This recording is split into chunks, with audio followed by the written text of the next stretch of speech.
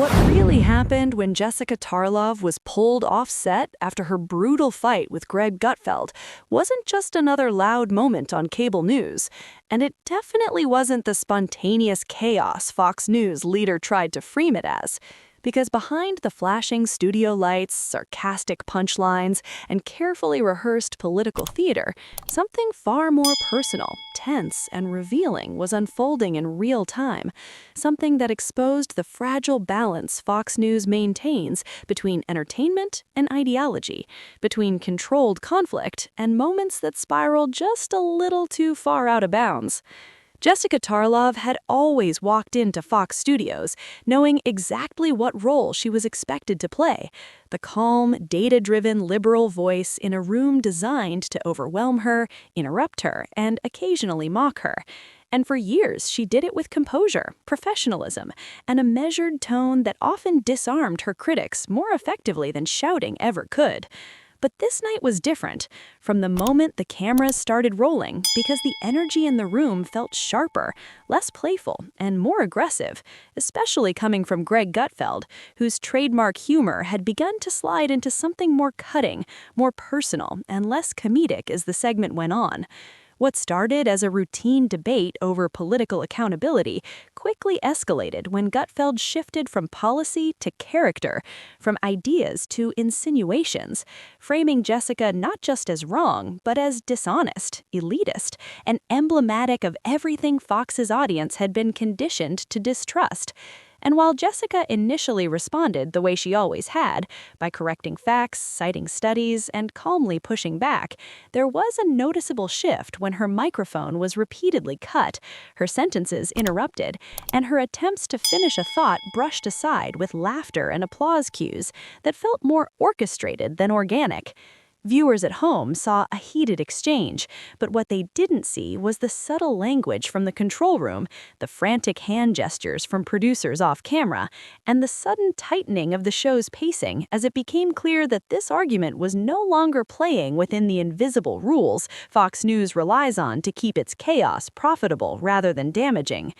As Greg continued pressing, his tone growing sharper and less jokey, Jessica finally pushed back harder than usual, calling out the framing itself rather than the argument, pointing out that she was being deliberately talked over and caricatured rather than debated. And in that moment, something cracked, because her refusal to play along disrupted the rhythm of the show, and live television, especially on Fox, depends on rhythm more than truth. The audience reaction shifted, laughter turned uncertain, applause came late, and the camera lingered just a beat too long on Gutfeld's face as he smirked, leaned forward, and fired back with a line that many inside the studio would later describe as the point of no return, not because it was profane or overtly offensive, but because it crossed into territory that felt less like political banter and more like personal dismissal.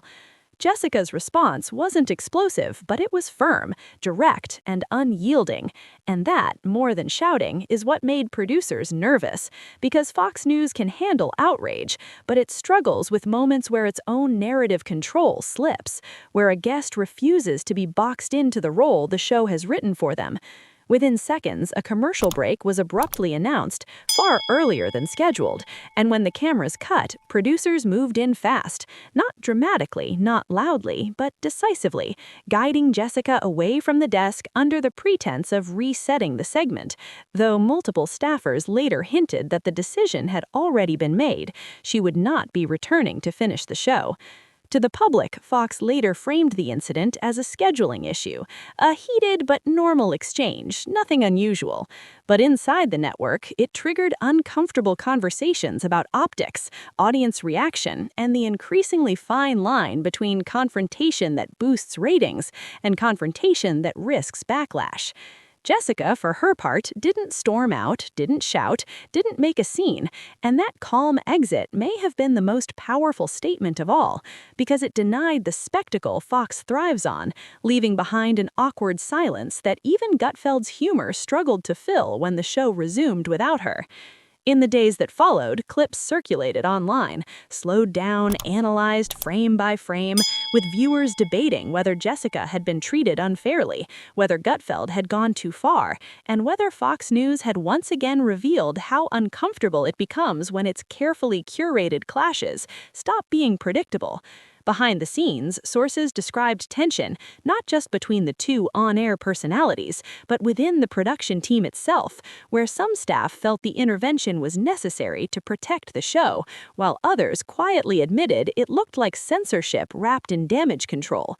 What made the incident linger wasn't just the argument itself, but what it symbolized, a network built on the illusion of debate struggling when that debate refuses to stay within safe boundaries, and a woman who had long endured being the lone dissenting voice finally deciding, consciously or not, that being heard mattered more than being agreeable.